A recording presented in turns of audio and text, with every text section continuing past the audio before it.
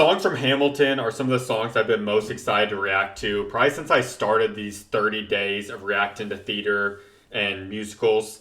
I love Hamilton. I actually was a mailman in college, and this was the musical that started it all off for me. I would listen to this soundtrack while walking a mail route of like 15 miles a day on repeat. That year, I think musicals was at the top of my Spotify genres because of Hamilton. So I'm super excited.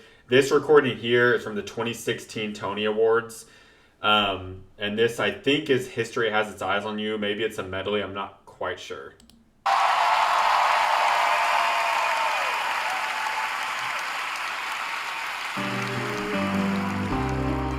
Let me tell you what I wish I'd known when I was young and dreamed of glory. You have no control. Who lives, who dies, who tells your story. I'm going to try not to pause this a lot, but this is just so powerful, not just for the historical context, but also just the life lessons. Like, walking into someone's office and they're telling you, like, listen, I'm going to give you what you want, but hear me out. Like, you have no idea what you're even asking for, because what you're asking for is so much responsibility. Let me tell you what happened to me. Like, listen up, young one. Like, that's what he's saying to Lin-Manuel, like, right now, because his character's like, give me war, give me battle, give me fame, give me glory. But he's like, it's not all that. It's not all of what you're thinking it is. I know that we can win. I know that greatness lies in you. But remember, from here on in, history has its eyes on you.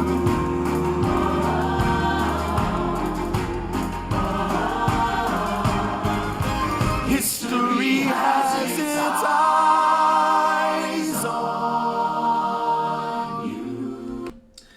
I like this because it's also like, that was the moment that, in his eyes, Hamilton's going to be something, right? And if you think about it from their perspective, they're all just nobodies, kind of like we are. Like, we're all just living in our own worlds, right? We're all of our own main characters. That's about it. But he's like, whenever you start this battle and you're a commander, that's it. You're in the history books, whether we win or lose, but we're going to win.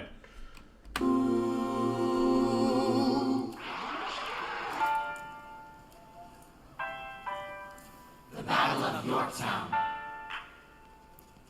1781. Monsieur Hamilton! Monsieur Lafayette! In command where you belong. Are you saying no sweat? We're finally on the field. We've had quite a run. Immigrants. We get the job done. So what happens if we win? I go back to France. I bring freedom to my people. I think it's also important to like note that this was like the 2016 Tony Awards. So at the start of this, Barack Obama and Michelle Obama give their speech. Regardless of your political views, this was a much different time. So them performing for these awards, and at the start, Barack Obama actually talked about how they came and talked to him about how they were going to do this performance, blah, blah, blah, da. And now we've had the 10-year anniversary of Hamilton. Like, it just comes to show this. I felt like this musical shaped a generation.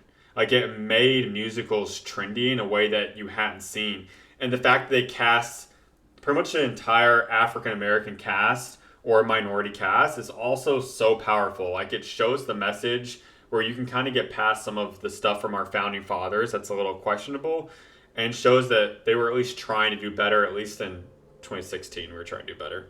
If I'm given the chance, We'll be with you when you do. go lead your men. See you on the other side. Till we meet again. Let's go. Shot, I am not throwing away my shot. Hey yo, I'm just like my country, I'm young, scrappy and hungry, and I'm not throwing away my shot. I am not throwing away my shot. Till the world turns upside down. Till the world turns upside down.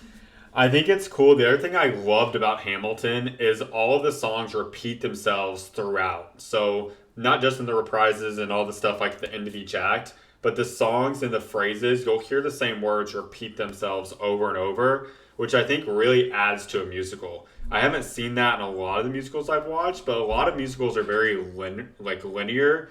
This did not feel completely linear because it keeps coming back to previous things that happened to tie in the whole story, versus The Lion King, we know it's going to be like Mufasa passes, Simba runs away. It's going to be like this whole line, right? And Hamilton seems to just come full circle since it doesn't end with like the death of his son and other items. Like it's just his entire life. And then even after his life, what happens? I imagine death so much it feels more like a memory. This is where it gets me. On my feet, the enemy ahead of me. If this is the end of me, at least I have a friend with me. Weapon with my hands, a command, and my men with me. Then I remember my Elias is expecting me. Not only that, my Elias is expecting. So we gotta go, gotta get the job done. Gotta start a new nation, gotta meet my son. I know I just paused, but like I think it's also kind of funny because Lin-Manuel, like if you like singing and musicals and stuff, he's not really considered like a profound singer, but he is a great performer and an incredible writer. The fact that he was able to write so many songs, musicals, all this, it makes it where he definitely deserved the spot as Hamilton, but just goes to show that like your other talent can kind of make up for where you miss. Like this dude, his vocal range is not what the other people in the cast is, but he still delivers an engaging performance, which is the cool thing about musicals is we can watch someone like Jack Wolf, whose vocal range is insane, and his performing is insane. But you can also watch someone like Lin-Manuel, and it's like his vocal range isn't all there, but he's still a captivating person to watch on stage. Take the bullets out your gun, the bullets out your gun. We move undercover and we move as one. Through the night we have one shot to live another day. We cannot let a stray gunshot give us away. We will fight up close, seize the moment and stay in it. It's either that or meet the business end of a bayonet. The code word is Rochambeau, Diggy. Rochambeau! You have your orders now, go man, go. So the American experiment begins with my friends all scattered to the winds. Lawrence is in South Carolina, redefining bravery. We'll never be free until we end slavery.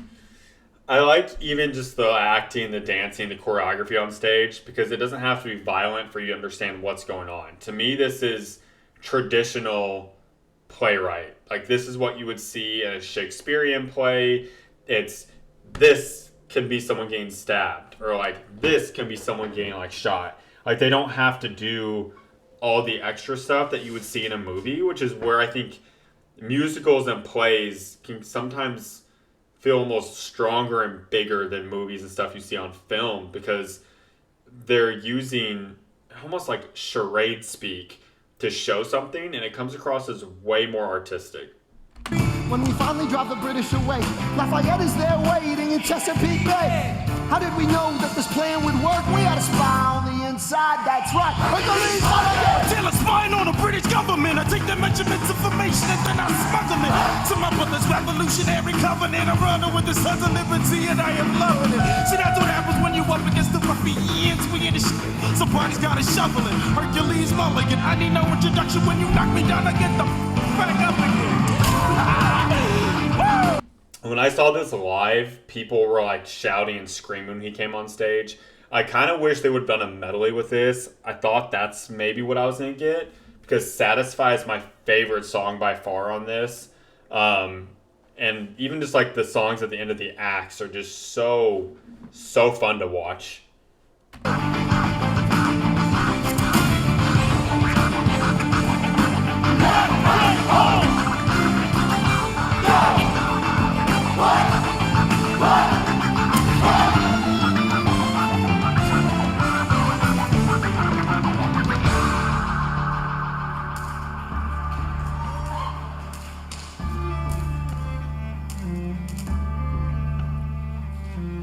After a week of fighting, a young man in a red coat stands on a parapet.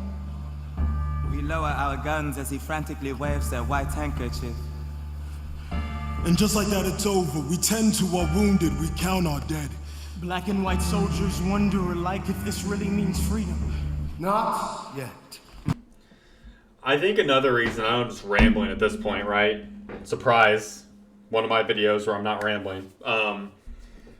I see so many kids these days out in public just on their phones or on iPads. And it's honestly sad because it feels like we're going away from content and musicals and plays and stuff like this where you're forced to sit in silence in a situation that there's no phones allowed. Like, that's the best part about musicals. They don't want any phones in the crowd.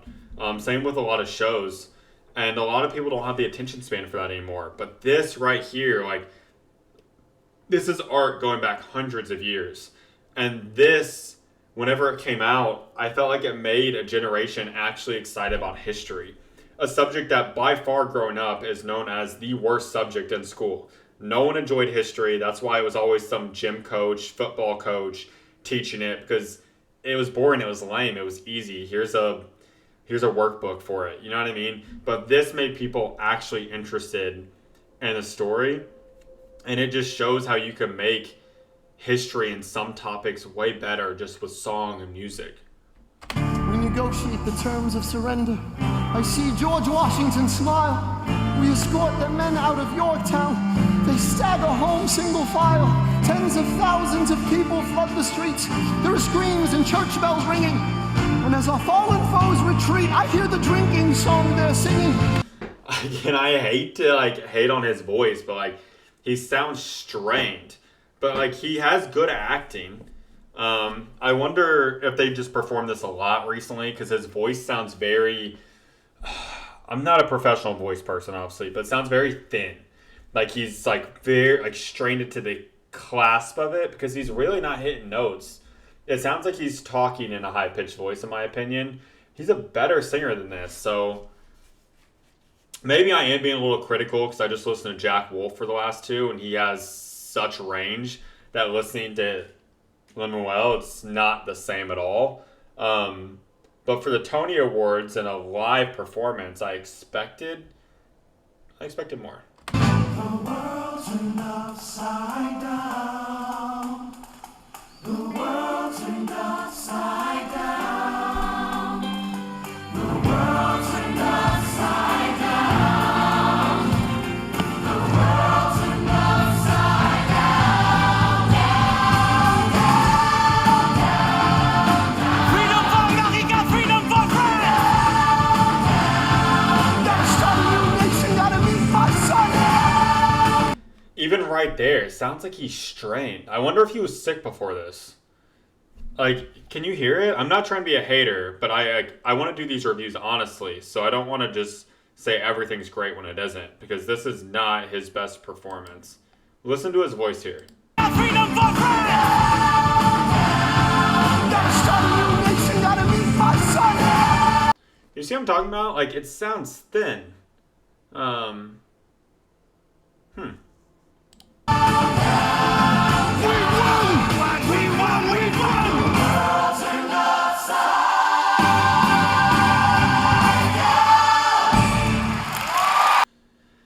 It's still my second favorite musical. I love Hamilton. For something supposed to be a boring topic, history, it's anything but that.